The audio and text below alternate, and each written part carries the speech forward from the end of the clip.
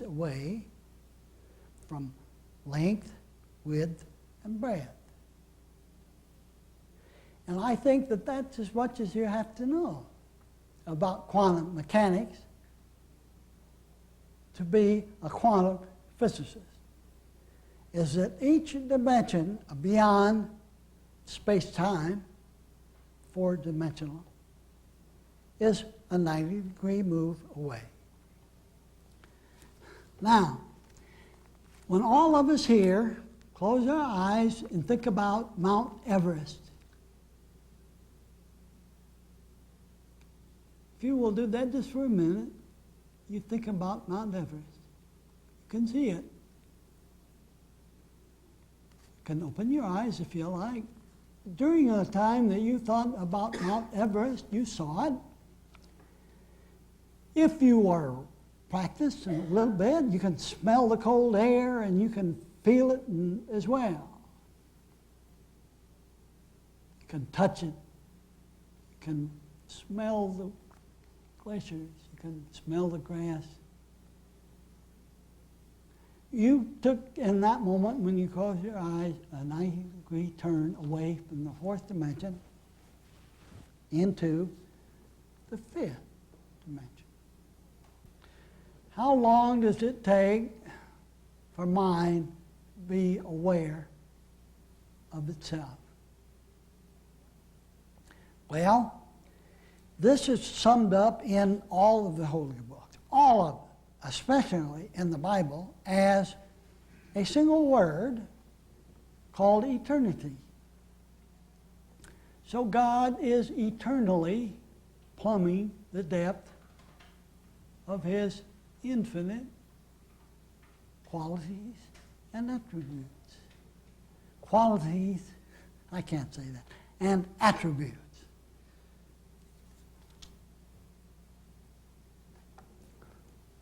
Someone says, if I could have anything on earth, I would like to have a healing. Well, okay, stop and think just a minute. I would like to have the ability to speak the way I could a short while ago. I would like to be able to run like the wind, catch falling leaves like I used to. I would like to not have cataracts, all those things. But what do we mean when we say we would like to have a healing? The question can be asked, what does awareness need? Awareness doesn't need anything. Awareness is constantly, continually being aware. Of what? Of the qualities and attributes of life, of being, of isness. When we fall asleep at night, we often don't dream about the illness that we went to sleep with. And we dream all kinds of wonderful things. You'll notice there's no illness there. When we awaken in the morning, we do not have to bring yesterday with us. Science is discovering this. I would ask those of you who are not familiar with Chopra. Thank you. Would you say that? Where are we going? Chopra. Chopra. I would like, since he says it very elegantly and flowingly, about belief systems and about when we go to sleep at night, we are not the same one who awakens in the morning. That we think on the average of 90,000 thoughts a day, but 85,000 of them are the same thoughts that we thought yesterday. So we rebuild our old belief system during the course of waking up in the morning getting dressed, but we don't have to.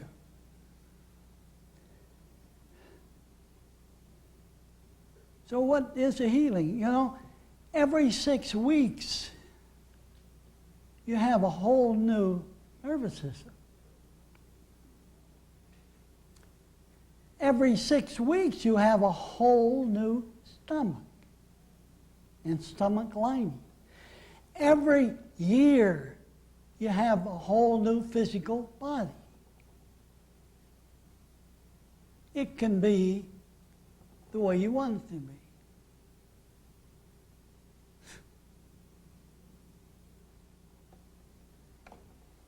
Please listen to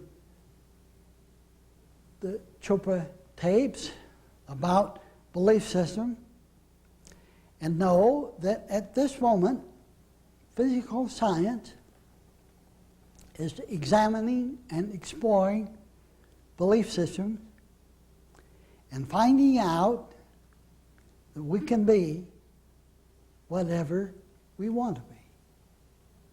And that's a living truth. And that is really miraculous. That's not just a hint at miracles. That's like waking up and finding scarlet ribbon, except we know where they come from. We get what we believe. We get what we anticipate and expect, even if we anticipate and expect the wrong thing. We get it. Anyway, we get what we believe.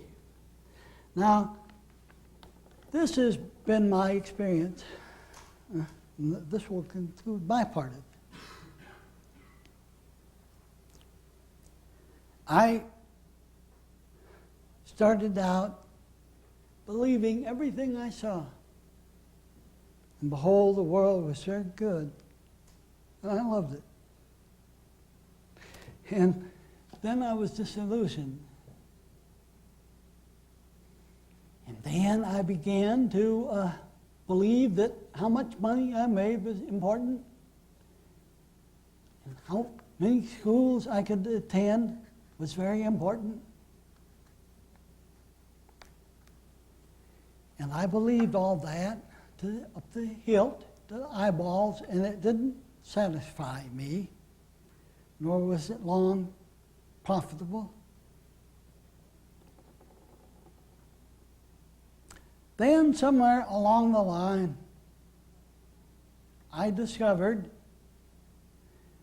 that every time I had a glimpse of the truth, and it's been happening regularly right here in this group, I began to notice that whenever I had the little glimpse, that no time had elapsed since my last glimpse. No time had elapsed. I took note.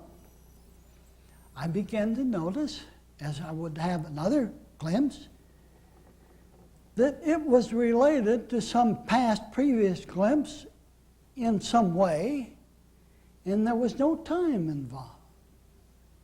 It seemed only yesterday that I was thinking about that, and lo and behold, so I found that in more than one direction there was neither time nor space, but glimpses and glimmers too.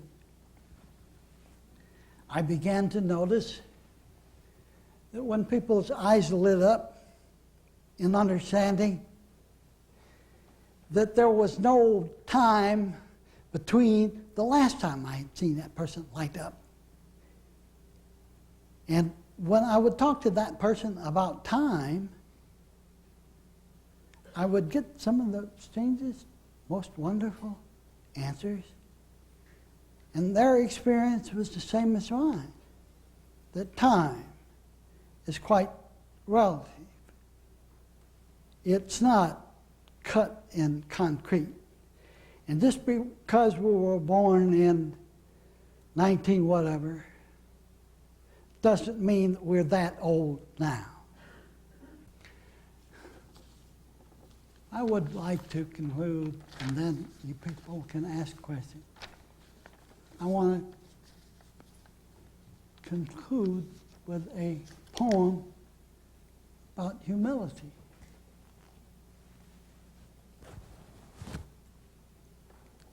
And it was written by a Confederate soldier.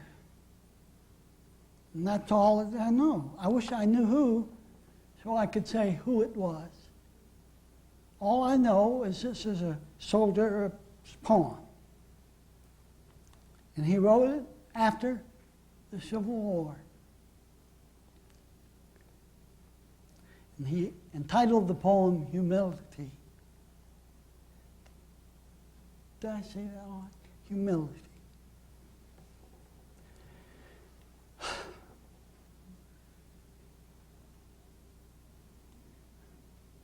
I asked God for strength that I might achieve.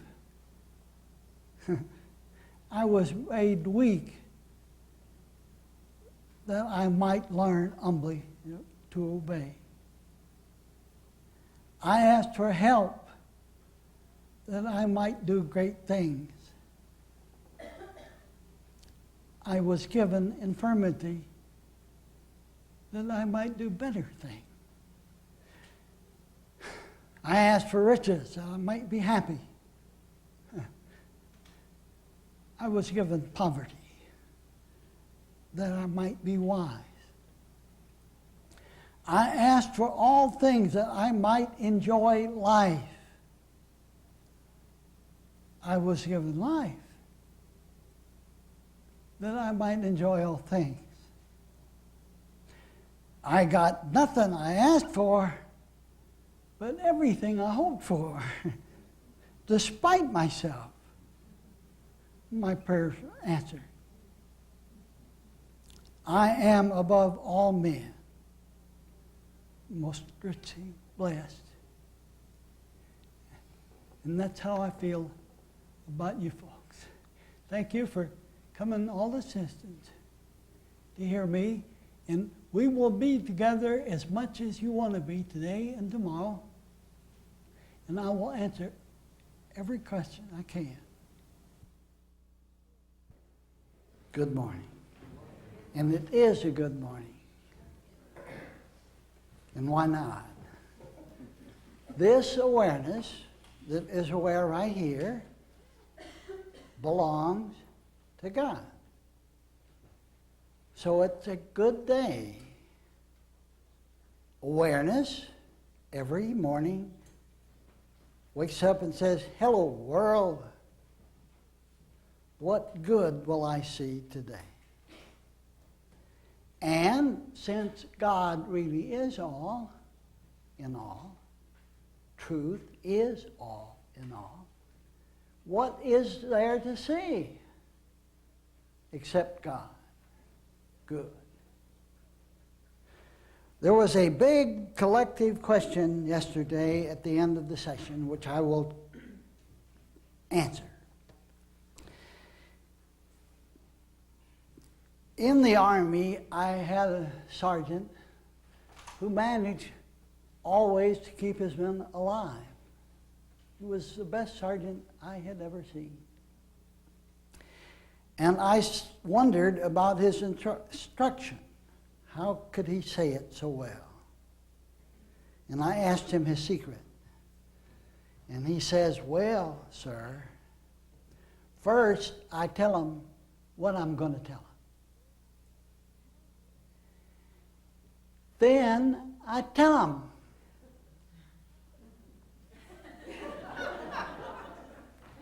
Then I tell him what I done told him.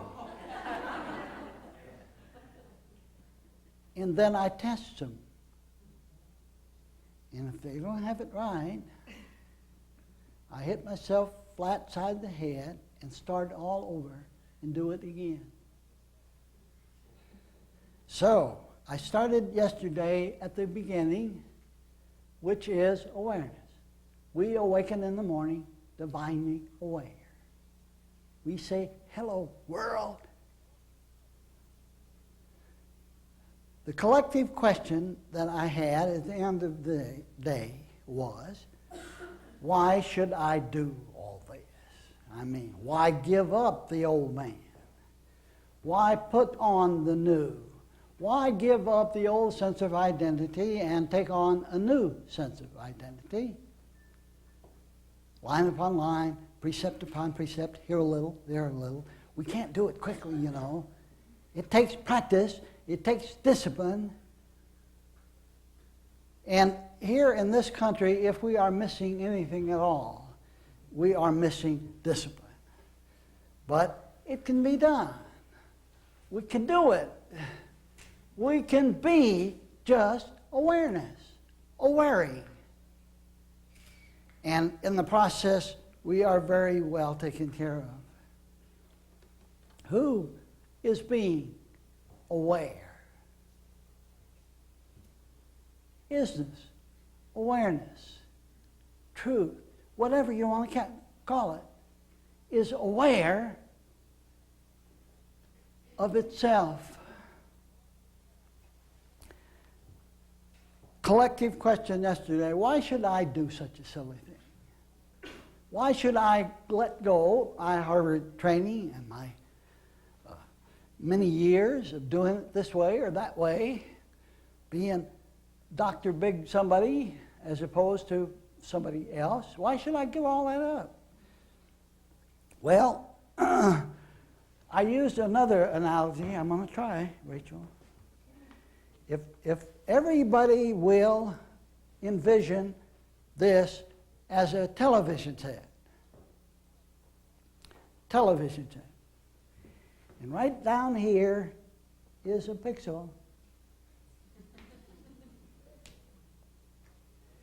And that is the way we come into the world identifying ourselves. Not quickly, but surely, sooner or later, we are a pixel. One among many. 4 billion of them in the world, and I have to make my living out among those 4 billion. I have to talk this way or that way. I have to pay my bills. I am only one pixel among a billion, 4 billion pixels. I was born in the western United States and or the eastern part of the world, but I am only one pixel among many. What happens now when we come as children again? We quit thinking as the pixel, who, by the way, belongs to a certain church or a certain metaphysical group. I haven't. Close enough. Am I doing all right? Close. All right. We quit identifying as just one pixel, and bit by bit, line upon line, we are identifying as the whole screen of awareness, the whole functioning screen, television screen. Not just a pixel, but we are the whole screen.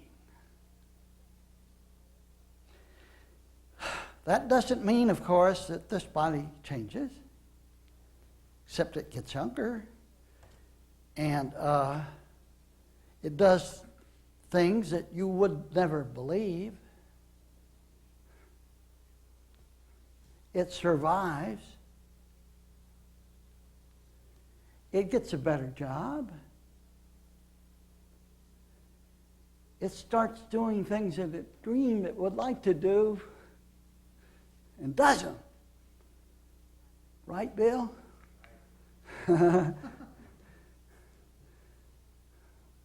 Right, Tom?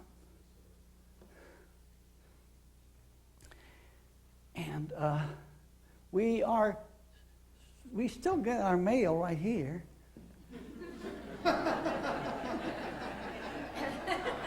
We still have to eat every morning, and we still brush our teeth, but we don't think in terms of the pixel, male pixel or female pixel. We think in terms of being the awareness, the entire awareness of the whole television screen.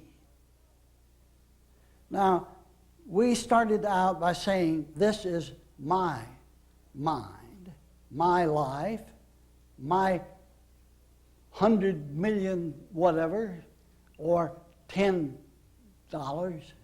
my human experience. And we become ungendered awareness, aware that everything is included within this awareness. That the joy of the red center is my joy. Because where do I see the red center? Bounding and leaping and playing, but within this awareness. And while this pixel may have an awful time talking,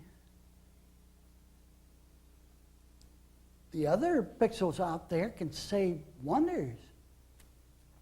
And they are within me, not me within them. When it was my awareness, I was God. And I tried mightily to make myself God. I wanted awareness to tell me good things because I kept saying only good is going on. And all of that corruption, all of those lives that are being lost, somehow I didn't mean to do that, and I was torn. It was my mind and my God who was taking care of me. But when I quit being a pixel to be the entire television set, I discovered that I was the functioning of the television set. That awareness is the functioning of mind. That this awareness is the functioning of God. And I thought to myself, well, God is taking great care of me. If I am the functioning, so what about this physical body? Awareness goes right on being aware. I remember walking out of a bunker in Korea, and the bunker went up in smoke. I had no sooner stepped out of the bunker than it was destroyed. And I looked at the bunker. And I said, my God, I could have been killed. And I dived headlong into another one. Then I looked out of that bunker to see what had happened to the first one. And that bunker went up in smoke. And I thought, my God, I could have been killed again. Then thought I correctly, awareness is going right on being aware. Awareness is who and what I am. Awareness, not Bill's awareness, but God's awareness. Now, I didn't know what to call God. Still don't. Like Lao Tzu said, well, if I must name it, I'll call it Tao. But I'd rather not name it. I don't know what to call that which is being this awareness. But that which is being this awareness is being this awareness very well. And I am its functioning.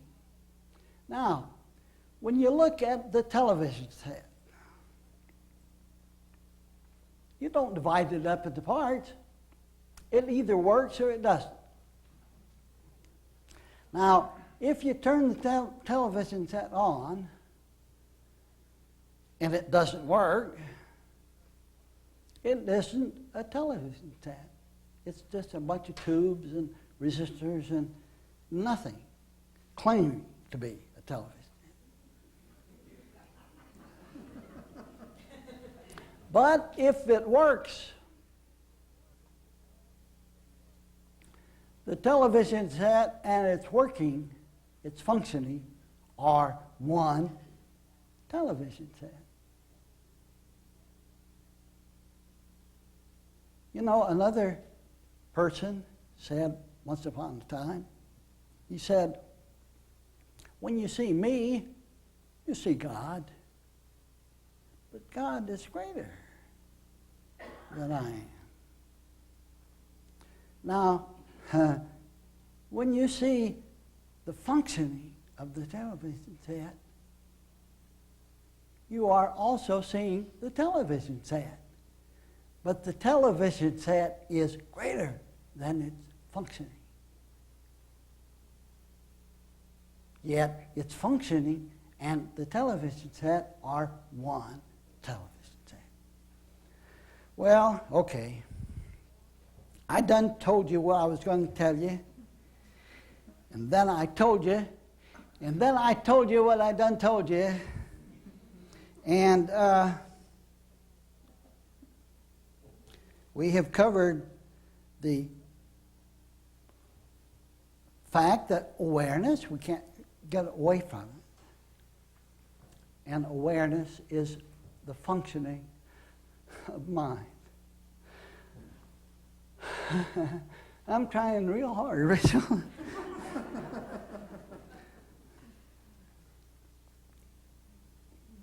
Now, what happens when you stop thinking as a pixel and start thinking as the whole functioning of God? Well, number one, this is less important. And all bodies are less important than awareness.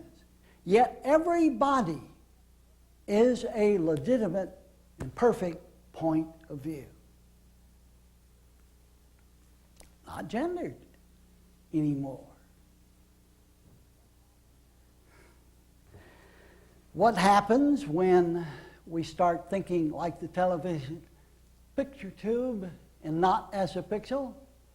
Well, dollars are included within awareness, not awareness looking out at dollars that I must have to pay my bill. The child never worries about what's for dinner. The child just goes home and eats dinner that mother has prepared. Now, this is Mother's Day. Does a lot change when you quit thinking as a pixel and start thinking as the whole picture tube? Wonders happen. Once upon a time, a young man came to me. His mother and father had just been killed.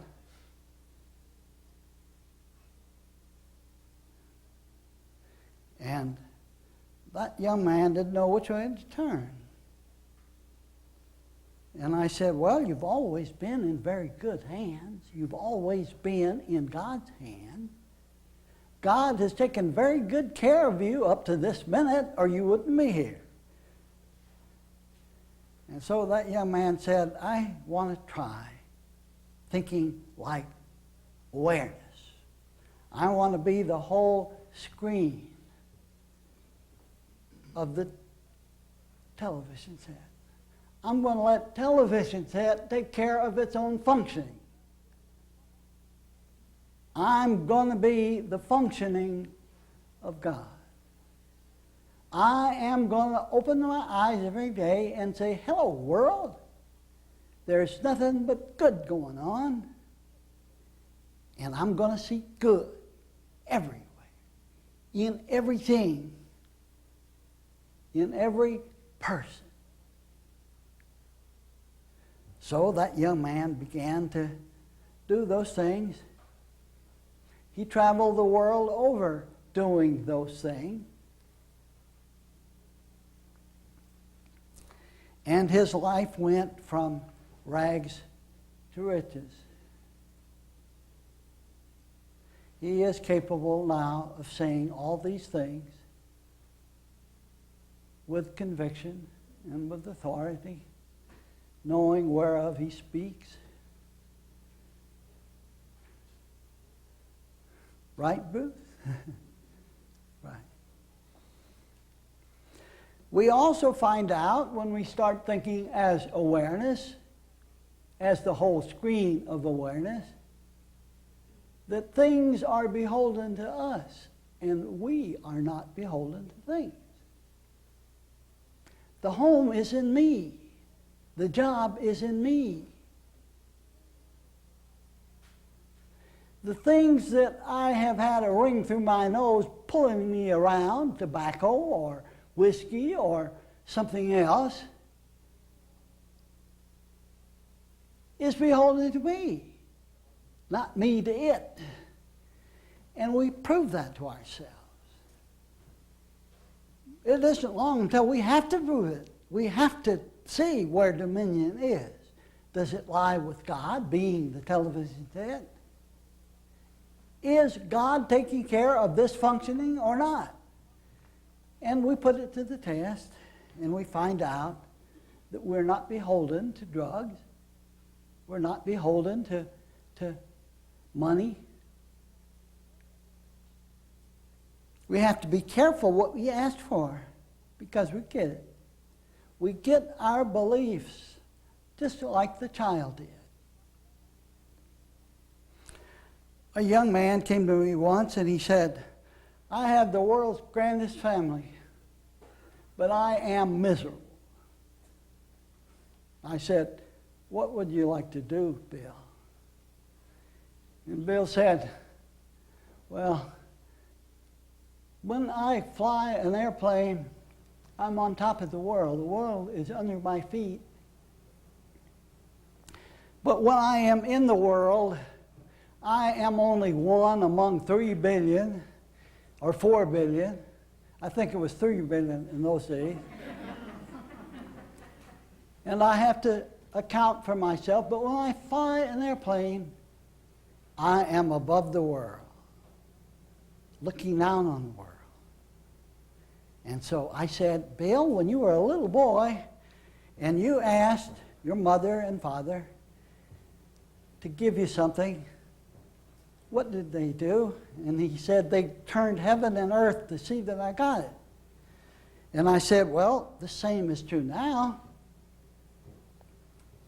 If you quit thinking as a pixel and start thinking as a whole television set, as the whole screen of awareness, watch how your Father will give you what you ask for.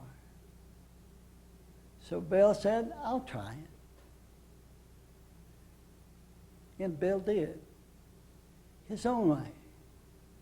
We each hear our own overtone. I can't tell you what you are hearing at this minute. I can only tell you honestly what I hear. Bill started writing. Now, Bill couldn't write when he started. I remember Tom started writing, and Joseph started writing. Wes started writing. Sandy did. Sit down with a bare piece of paper, say, well, what am I going to write? Well, first of all, let me know that this blank piece of paper, the most beautiful thing on earth can be written there. It's possible. Among the infinite possibilities, quantum mechanics, among the infinite possibilities, I can write the most beautiful thing that has ever been written here. And why not?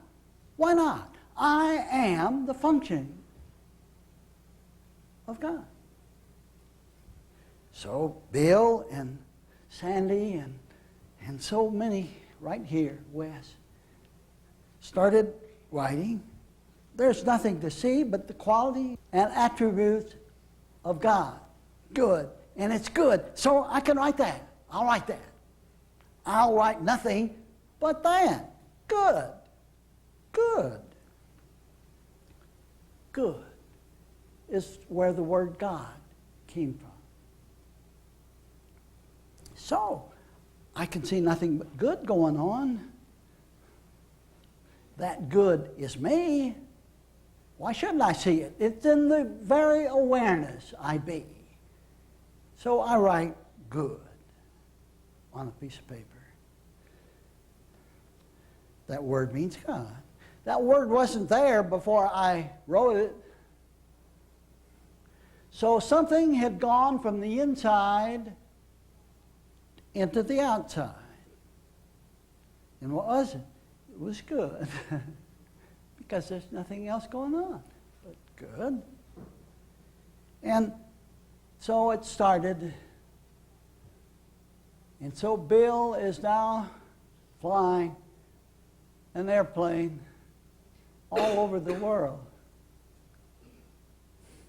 He's a captain of a big air clipper that goes all the way around the world, to Singapore and to Hong Kong and to New York and everywhere. Bill has proven that the little boy's dream is still alive. And Tom has written more books than I have. Tom has introduced this truth,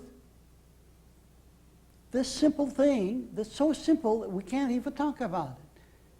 So simple that we clothe it in simplicity and hide it in childlikeness and put it in the heart.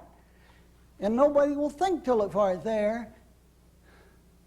You know, you knew from the very beginning God wasn't complicated. You knew that God didn't have to be so esoteric and so arcane that you had to understand metaphysics and quantum mechanics before God could be God. You don't have to understand any of that falderall to already be the awareness of God, the child of God, made in God's perfect image and likeness. And God takes very good care of this awareness. I remember I had my whole family in a Volkswagen going as fast as it would go. And I crossed a bridge, and a big truck was coming the other way on the bridge. And it was at night.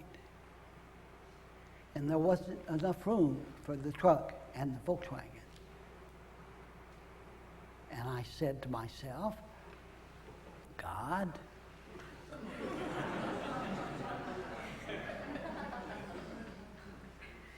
take care of this awareness. Well, the next day I went back down to that spot and I measured it. And there wasn't enough room for the truck and the Volkswagen. I could see my skid marks, but awareness went right on being aware. This awareness is eternal.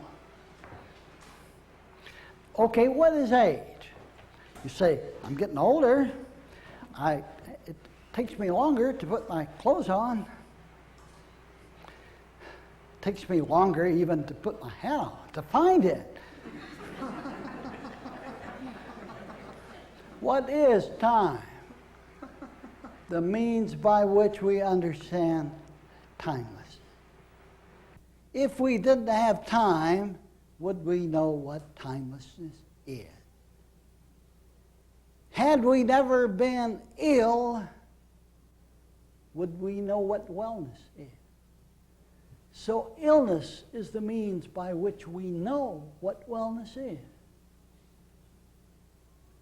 What is wealth? Well, it seems to have its opposite called poverty. But had we never had a hard time paying a bill, we wouldn't know that there is enough money to pay the bill. So our poverty is a means by which we know our wealth. Time is the means by which we know timelessness. Space is a means by which we know spacelessness. Now, all of this comes to us as glimpses and glimmers, as a little glimpse here and a little glimmer there, because we couldn't stand it if it happened all at once. This is the most beautiful life, worked out perfectly, intricately, beautifully, harmoniously, just the way it is supposed to be. A week ago, I didn't know if I could say anything. I have always arisen to the occasion. If I counted on Bill doing it, I could give up, because Bill of himself can't do anything. But awareness belongs to God. And it is God's awareness here that is functioning and saying it. And I hope so you hear it. And it comes as glimpses. Hey, a glimpse. I didn't think of it that way before, but now I see it for what it is. A glimpse. A glimmer here. And a glimpse there. Here a little, there a little. Let me tell you what some of mine have been. Sometimes when I'm washing the dishes, I look out the window and I say, hello, world. It happens when I'm doing little things like that. Let me tell you another one. I was driving along and I saw a little boy on his way to school. It was the first day of school, and he was wearing a yellow slicker. It was raining, and he was standing waiting for the bus. That's all I saw. But all day long, I thought of the little boy with that look of expectancy on his face. What is school about? Why isn't Daddy here or Mommy here to help me on the bus? Why am I here all alone? We are not alone. We are never alone. Joseph, you are not alone, are you? No. Mom, my mother is here, and my father is here, closer than fingers and toes, because the only place they ever existed was within this awareness that is presently aware. Bruce, where is your mother and father this instant? And now, closer than they ever were. Closer. Before, in this time-space continuum, when we walked out of the room, John was in the other room, and we couldn't see him. Now, when we appear to go on, we are not separated. We are as much together as we have ever been. Here and now, the fact. And we look up, and sometimes it's a bird flying at the window, proving I'm here. I haven't gone anywhere. I'm here. Please understand, I'm here and now, complete as I've ever been. I'm here. And she is here, closer than breathing. Isn't she? Yes. Glimpses and glimmers.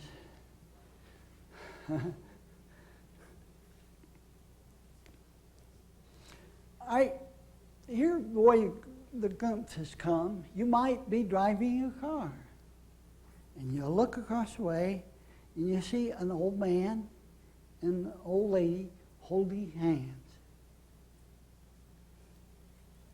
That's it. That's it. What did you expect? A blinding road to Damascus experience that would stricken you blind, and you could stand up and say, now I know? Or did you expect to see something beautiful? The old man and the old lady holding hands. The little boy with the yellow slicker.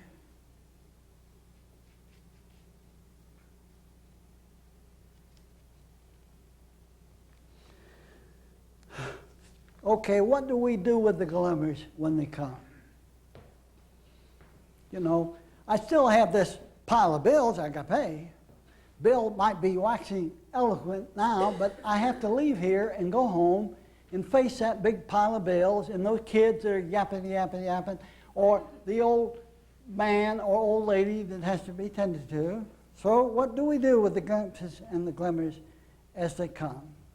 Well, once upon a time, a lady had just visited me and Rachel at Mountain Brook, at Woodsong.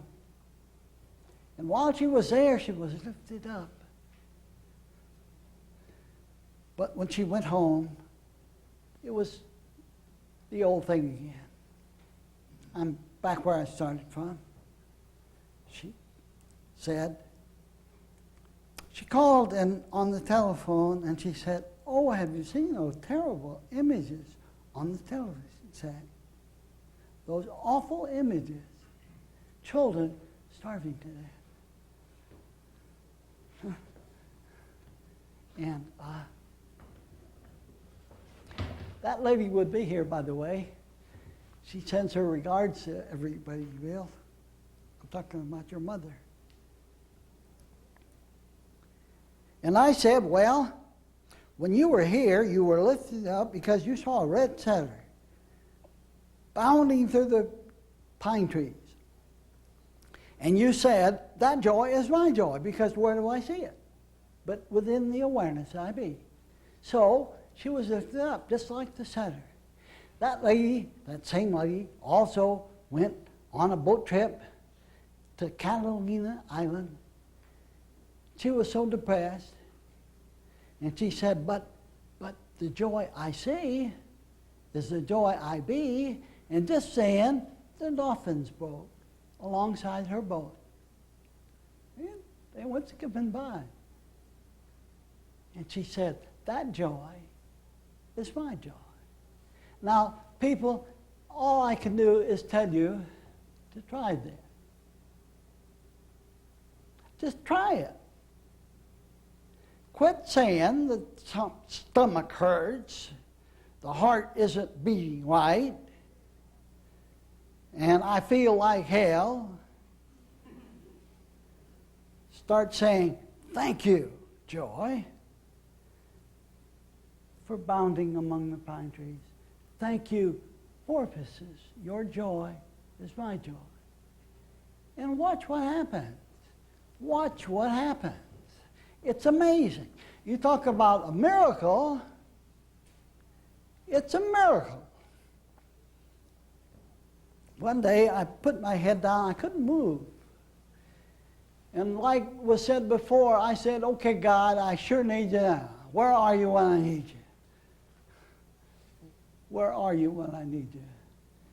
And then the most lovely lady bent down and whispered in my ear, does you know what love is?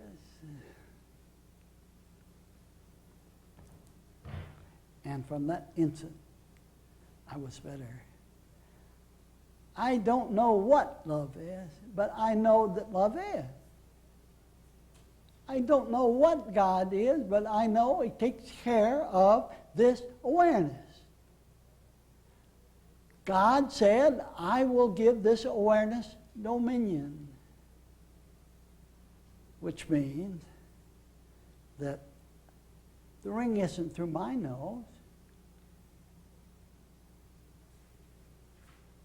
It doesn't lead me around whiskey or tobacco or some other passion. Rather, it lives and moves and has its being because this awareness perceives it. And I want to tell you, if I can, that science is making this discovery now. Science is finally getting on board and saying that for everything that we see, in fact, science now says that everything we see is only an image, that there is something standing behind it, being. We talked yesterday about the photon. We said that the photon comes ripping in here and it's moving at the speed of light and it's nothing but information. But the photon, which cannot be defined, it has no mass, it occupies no space, and yet it is moving at the speed of light, unchanged by anything and everything until such time as it is observed by thee and me. And what the photon says is information.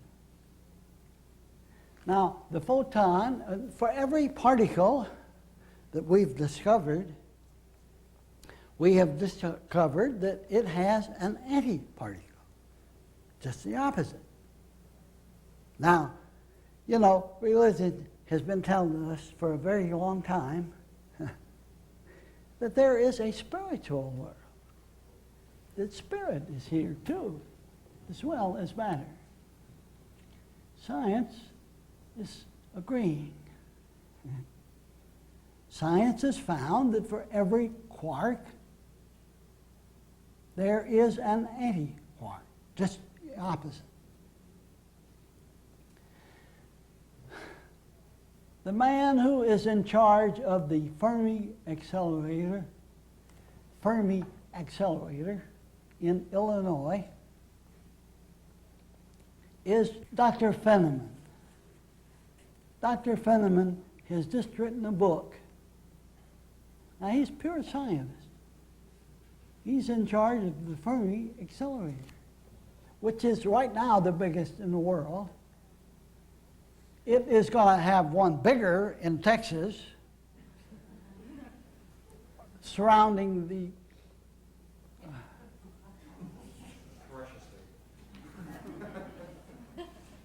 but right now, Dr. Fermi is in charge of the one at Fermi, and he has written a book called, you ready? The God Particle. What else could it be called? The God Particle. The last quark to be found, the heavy quark, the big one, is going to be discovered very soon. And it is the God quark. Also happening at this very minute, we have computers working on the genetic code, the double helix, the greatest of all the mysteries. It will not be long until everything will become known. It seems like we have been climbing this mountain of Dashan for a very long time. It seems also at this very moment that the things that we should have done but didn't do are also catching up to us. So on the one hand, we're climbing the peak of infinite intelligence, all wisdom, all knowledge. And on the other hand, we are approaching disaster.